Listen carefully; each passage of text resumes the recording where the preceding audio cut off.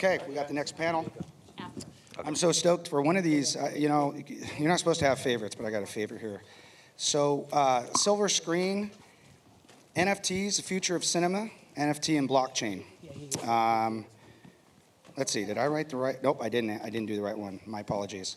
The convergence of entertainment and NFTs. We've got Lorraine Hack, David, Carl, and Jen Heck. Jen and I were on a panel on the same stage last November at NFT.NYC, and I got the chills when I saw you. It's so good to see you. Now, do we have another person coming? Do you want to come sit? Why don't you come sit right there, my dear? Yeah, and then we can split it down the middle. All right, my guys, you ready? We're ready. Okay, let's do it. Thank you. Okay, so welcome. Thank you for joining us. And we're going to start with introductions. We have all talked before, so we're going to have a couple of questions we're going to go through. I'm going to leave some time for Q&A, which we hope is helpful. So to start with introductions, and David, we'll start with you. We'll come back. We're just going to do a couple of sentences about kind of our perspective and our work experience, which kind of lends itself to this panel. Thanks, Lorraine. My name is David Russek. I'm the CEO and founder of a company called Entree. Entree is a software platform enabling video and personalization ecosystems for NFTs. So we essentially take next generation film and immersive experiences and television properties and bring them into this new experience. I've spent about 30 years at the intersection of advanced technology and different media environments. I helped launch QuickTime for Apple back in the 80s. I helped launch the CD-ROM technology, helped launch social video, helped launch streaming environments. So kind of on the wave of new environments, and pretty excited to be on the panel today. Thanks. Carl? I'm Carl Reed. Started out as a writer and an artist for comic books, later moved into animation production, and now I can call myself co-founder of Lionforge Comics, and then co-founder of Lionforge Animation, which we later went on to win an Academy Award for Hair Love, which the series should be coming out soon. And we produce content, animated content for film, TV, and just recently I'm spinning off another company that's focused on the convergence of entertainment and technology. And we're partnered with a bunch of great groups. One in particular is NFT Media Box, and we're creating a project called NFT Avatar Maker that'll be minting soon on NFTAvatarmaker.com, so check it out. My name is, excuse me, it's hard to follow your voice. My name is Jen Heck. I'm a filmmaker and TV producer. I'm a senior creative on House Hunters International, which doesn't work with NFTs, and my current film project is a documentary about Prince and his philanthropic work. And that project, we have looked at, we have an NFT series that we're launching. That's, I think, a pretty innovative way to incorporate philanthropy and Prince's mission. And as a filmmaker, I'm always looking for ways to sort of, enhance what we can give to the audience. And that's where my interest in NFTs sort of came into the picture. I also like just playing with art and getting it out there. And for Prince specifically, that was a big mission for him. Artists controlling their own work, and he also had this secret philanthropic thing going on, so we're trying to honor that message with what we're doing, and the NFT sort of became a really great way to explore that. And that's what I'm doing now. We're doing a separate panel to talk a little bit more about that particular project, but that's me. I'm in exploration mode, I think, as a creative person, and that's where I've arrived at. Great, thank you. Lorraine Hack, I'm a senior client partner at Korn Ferry, and we do executive recruiting as well as any other human capital kind of consulting. And I started out in traditional media. I started at Paramount Pictures. I worked at HBO, MTV Networks for a decade. And most of my clients now, media entertainment is that intersection of consumer and technology. So those are the areas that I work in. And this NFT space, while personally very interesting, it's something all of my clients want to understand more of and get into, hire talent that understands the space to get them there. And then I'm working on with some clients who are already there, like Webtoons I'm doing a lot of work with. So on that note, and we'll start maybe, Carl, with you just to kind of mix it up, would love to hear from the panelists level of NFT enthusiasm, both professionally as well as personally. You know, I couldn't be personally more excited about NFTs. You know, it reminds me of like the .com boom. You know, I was in my early 20s at that time, and I was like, oh, wrapped up in the excitement, and it feels very similar. And I'm seeing a lot of the experimentation, a lot of the, you know, kind of ground floor excitement and community building and real authentic tribes being built of the next huge entertainers, content creators, CEOs and companies. And it's just exciting to see what will emerge from this. Professionally, I'm very excited about the opportunity to kind of disrupt the current way that entertainment is created, funded, released. And basically, it's an opportunity to rebuild things from the ground up in the way that everyone wants it. So, Jen, you said you were in exploration mode. Tell us more. Well, I think I started playing around with NFTs because it's hard not to be excited about a new creative frontier that you can completely control. And, you know, immediately had some positive reinforcement, and it just became a little bit of an addiction on a personal front. So I started thinking, how can I make this work with some of the more advanced professional projects I'm doing? And the professional response has been kind of mixed because you have, when you're working with establishment media companies, well, many of them are very excited and they're doing their own exploration, but there's also a hesitancy because there's a backlash, obviously, with NFTs. You know, people, I'm trying to, in my own work, find a way to use them so that they have substance and value, not just a gimmick. And I think that's the thing I keep hitting up when I talk to people. You either have people who are so excited about it and they kind of get it, or you have people who are like, you know, is this going to help us or hurt us because there's this backlash? And as an artist, I really want to find ways to use NFTs to enhance what we're doing, meaningful substance, you know, ways to make the content better, to make, I mean, with the film project I'm doing now, we're using it to build community. It's very specific to that project and that artist. So it may not apply across the board, and I'm okay with that. It doesn't need to be a one-size-fits-all right now, because I think NFTs have the potential to be a huge game changer for artists and also for audiences. But we need to find, and we need to be patient and look for ways to really use them that go beyond just, I have an NFT. And that's where I find a lot of contradiction right now. But not to say it's not going in the right direction, because it is. And I deal with it from more the corporate side versus the artistic side. It's being used as a marketing tool, a way to get closer to the consumer, a branding tool. We're here talking about, you know, film and television. The Broadway Exchange is doing really interesting things, and some smart people trying to figure out NFTs for that community. And David, you have literally seen this movie before, several times. So tell us your thoughts personally and professionally on NFTs. No, it's extremely exciting. This is my 4th year at this event, last 3 years speaking. First time I spoke on the panel that said NFTs go mainstream. So naturally, when you're in a and that was 4 years ago. Yeah, so I was part of the panel that said, yeah, it's going to go mainstream. But my history is, I came out of the music industry, dabbled in film, but then helped launch QuickTime. So that kind of gives you a perspective back in the 80s, right? And saw the whole revolution of digital, helped launch Avid in the marketplace with Apple. And it was really the time when I was a digital content mentor at the AFI back in the early 2000s, where people were looking at, okay, with the American Film Institute. Yeah, American Film Institute. Yep. So which people were really looking to help kind of understand, okay, how does technology become a new convention for storytelling, right? How does it change? Now, I had been doing a lot of the interactive television trials for folks like Comcast back in the 90s. So the interesting thing is, like if you look at where we're at now in this point in history, okay, it's really a massive game-changing scenario.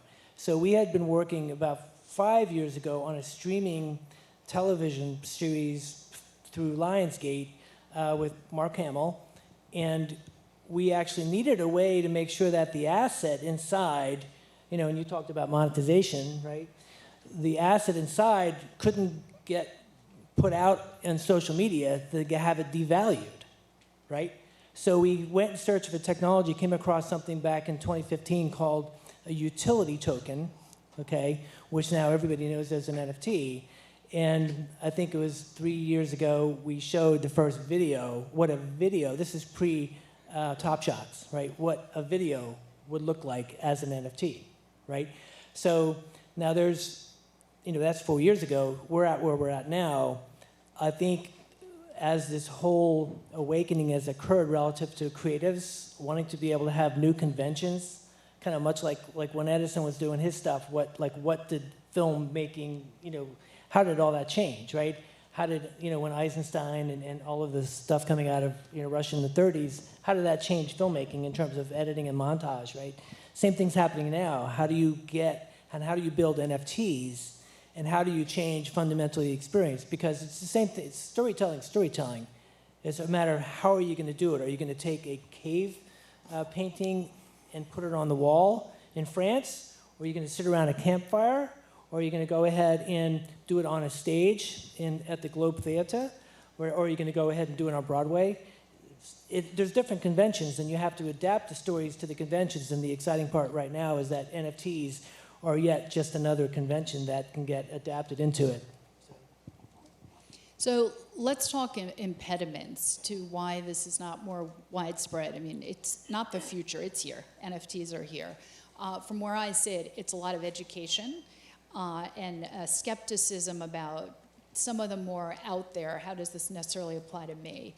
So Jen, you started talking a little bit about, what do you think the biggest impediment is? I think it's two things. It's the perception by a lot of people that NFTs are, crypto experimentation, and people don't understand crypto as much as it feels mainstream, and you've got huge players investing, whether they're legacy entertainment companies or big banks or whatever. We're still ahead of the mainstream curve, and so when you're dealing with people trying to pitch shows or anything like that, they have to understand how their audience is going to take it, and I think that perception is still off because there was such a rush to market. About a year ago, it just exploded, and it was hard to find what was of value there. And people got burnt because of the hype a little bit, as much as it was very fun. So I don't want to sound negative, but the reality is we're still looking to find our footing. And for people who were invested, you have the patience and you can see the vision, and a lot of people don't. They are outside of that conversation. So there's a barrier to access, like intellectually, education-wise. And I think there's also a technology issue where people don't know how to use, not know how to buy crypto. They don't know how to pay for NFTs. I know that we can use our credit cards, but in some places. But putting that together especially if you're an emerging artist, you have to work with another third party. There's a lot going on there. There's no real white glove way to do your own thing, and even if there were, this is one of the things we're dealing with for the project I'm on, because we have an audience that's sort of built in, but is not a crypto audience at all. And so how are we going to get them to want to get involved and collect and be part of this community that isn't going to involve them having to buy Ethereum or whatever else, because it's not going to happen. And I wish there were more.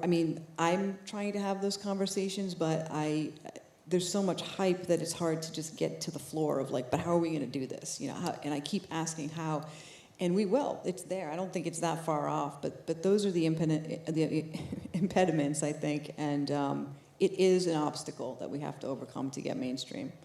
It's intimidating and it's overwhelming, and it's the internet, the early days, right? Surfing the web was not easy when it first came out. So it's the same kind of thing. Now, Cole, you had a specific thing we talked about, crypto. So. Yeah, absolutely. And kind of building off of what Jen was talking about as well, you know, there is a certain amount of folks that are super excited about NFTs and invested in NFTs at a ground level. And then there's an entirely different group that is not as educated about them, that see the surface level. They might have seen an article about a rug pull. They might have seen an article about a 16-year-old that became a millionaire. So everyone outside of this conference. Everyone outside of this conference. And those are everyone in this conference are going to be the evangelists and are going to be those change makers as soon as we can kind of flip that switch with everyone else. But what that does is it creates a hesitation for artists, for creators, for companies, for whole industries that could really benefit off of the what they think is just a JPEG, right? Additionally, you know, folks that there are some companies, corporations, entertainers, creators that see that something is coming. And they want to dive in, but they only really understand it from a surface level. So they create a bunch of JPEGs and put it out there and think that, hey, it didn't work. Okay, NFTs didn't work. We're going to move on. So I think these impediments are real, and they're here, but they're just steps for us to get to the next level. And again, they happened at the dawn of the internet. They happened at the, you know, shift to digital on the music and entertainment side. And I see this as that next one. Can I just say one thing, too? I think if you are a creative or you're on the technical side, people are just waiting for us all to figure it out. And that's it. That's where we are. So it's like, it's hard. You know, it's not about JPEGs. I think there is a comparison to the internet, but it's also its own beast. You know, it's something different. It's not just, the internet was like, movies will obviously stream if we could just get streaming to work. This isn't that. This is how are we going to take art and tell stories in a different way? You know, how are we going to use this technology not just to distribute it, but to make the experience deeper? It's like, you know, if you have smell-o-vision, you can smell the movie, right? So it's kind of like that. It's like, how can I make this a holistic part of my experience? I mean, I'm speaking just as a storyteller. There's all kinds of other things you can be doing with NFTs. But why everybody here is excited is because whoever figures it out, and there's like probably 100 or 1 million things you can do, and says, hey, Sony, here you go. Or, hey, that's, suddenly, you know, they say all good design looks easy. But somehow it took a really long time to figure out the wheel. So that's where we are. Who's going to figure out the wheel? David, what do you think the biggest impediment is? Yeah, I think if you look at impediment, you then first have to understand what your goal or your objective is. So if you're a filmmaker that now understands, okay, yeah, I'm not shooting in 35 anymore, right? You know, like what are the new tools and techniques, right? Then it's a matter of, okay, what do you need to figure out and understand relative to the NFTs, and then adapt your storytelling to make sure that you create what? Greater levels of engagement, greater levels of narrative transportation, which is a psychological process that you go through when you want to understand how you bring somebody in and draw somebody in, right? So, but then if you're someone at an executive at a media company, the objective is different. It's like, oh, okay, I need to hit revenue lines. I need to make sure my stock price is up. But then if you're in the NFT world and you want to have a new creative expression, and film might be a way to do it, that's a whole other. So I think it's a matter of defining exactly where you want to be, and then understand. There's really 3 things that you need to look at. It's like the creative vision in terms of storytelling, the technical dimensionality, right? And then your process of implementation. If you figure out those 3, and those are all changed a little bit because of what we're dealing with now, if you figure those 3, you can definitely get some awesome use cases out there, right? So, like for instance, is Minecraft a film?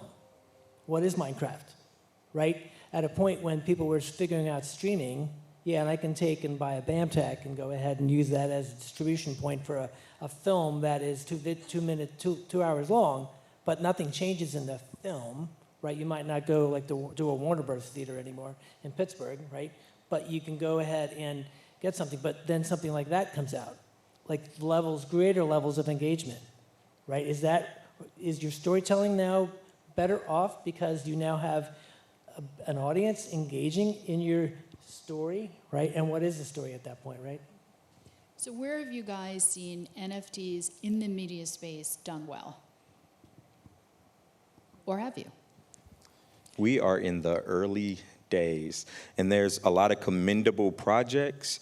I think, everyone's trying to figure it out. Hopefully, the folks on this stage will be some of the first to have projects that, you'll want to interact with regardless of the connection and the excitement around NFTs. But then when you dig deeper and you're like, wow, this is more than a traditional experience, you get that much more involved and excited about it. But there's a lot of projects out there and a lot of content being made. I'm excited that there's a lot of folks diving into publishing and comics and webtoons. Do you think that's a likely place, Webtoons, to be an Absolutely. early success? Absolutely. I do. Webtoons has done for comics worldwide. I told an anecdote about I was in South Korea visiting some partners, and I got on the elevator, and about an 85-year-old woman got on, and I glanced over her shoulder, and I saw she was on the phone. She was reading a comic book, a webtoon on her phone, and we live in a completely different era, and when that happens here, when people are engaging with our content and it becomes a real part of their lives, it's similar to the shift of gaming when, gamers used to be, the thought of gamers used to be, 18-year-old Dorito and Mountain Dew eating guy, and then you realize my mom spends thousands of dollars a year in Candy Crush, and how is she not, a bigger gamer than my son who spends $4.99 on Roblox add-ons, right? So things are changing, and I'm glad to see all the experimentation. I don't think we're there yet, but we're waiting, and I think everyone here is waiting, and we'll be the first in line. I think if you take just from a perspective, it was really only 2 years ago that Top Shots came out, right? So, and that was kind of like last year was really the big aha moment of like, oh, something's really going on here. But there is a lot of experimentation, which you don't have film as it exists today without hundreds of things being done that people kind of navigated to the point of, oh, that worked here, that didn't work here. So it is a matter of, like, if you're sitting on the sidelines or not involved, then probably that's a pretty big impediment, right? You're not going to get where you want to go. So just take a story, start working it through. But in our case, our company licensed a film around the Pittsburgh Steelers, and we've adapted it, much like you take a story like Sound of Music and adapt it for the stage theater, then you adapt it for a musical, then you adapted it for a film, and then a TV show, and then a live TV show. You have to think about it from a stages like that. So we're licensing content and IP to be able to turn these into that. So we've had some pretty good success with that. We just recently, our technology enabled the first personalized video NFT, all right, and this was done, deployed through a soccer team, Paris Saint-Germain, which was around Lionel Messi, okay? So within days, we had upwards of 14 million video views, but it was personalized in so much as the NFT wasn't just a video. It enabled levels of engagement. So you as a fan, a Messi fan, can congratulate him on his 7th Ballon d'Or, right, trophy. So, and that was all written into the NFT. So it's kind of taking the NFT and saying, well, what is the NFT? It's just something that's housing media assets. So that was pretty successful. So there's a couple other ones that were coming down. We are absolutely seeing that artists and filmmakers and IP rights holders who have their IP and not necessarily have given it to other entities, they are not going to YouTube, right? They are not going to Instagram. They're now going into the NFT ecosystems, right? And we talked a little bit about that absolutely. as well, yeah. So, I want to answer your question. My favorite uses of NFTs right now. I think it's really cool to own artwork by artists that I couldn't afford to buy their paintings when they're out there.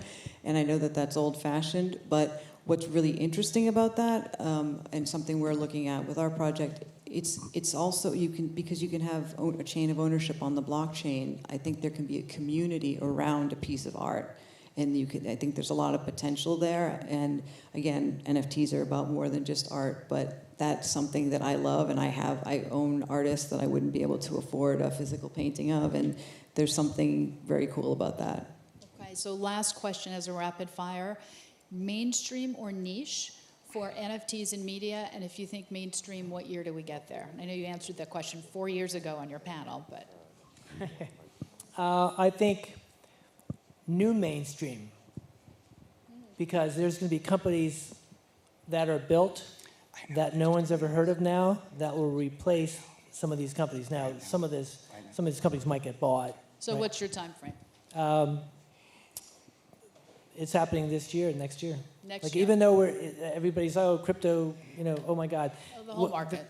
After the first NFT conference, we all looked around and said, well, probably not going to, we were crypto winter one at that point, so. Okay, you say next year, Carl? Niche is the next mainstream, and we have to open up the doors to new and different perspectives, new and different creators, and it happens constantly, from kids opening boxes on YouTube to becoming Ryan's World, from creators creating a bunch of cool drawings of some apes and becoming a phenomenon. Niche is the new mainstream. Jen? Niche. Sorry, folks, I'm so sorry. We're way over. I apologize, Jen. You're the one I shouldn't cut off. Jen, Lorraine, Carl, David, thank you guys so Thank you very so much. much. Excellent panel. Everybody, round of applause. Fantastic.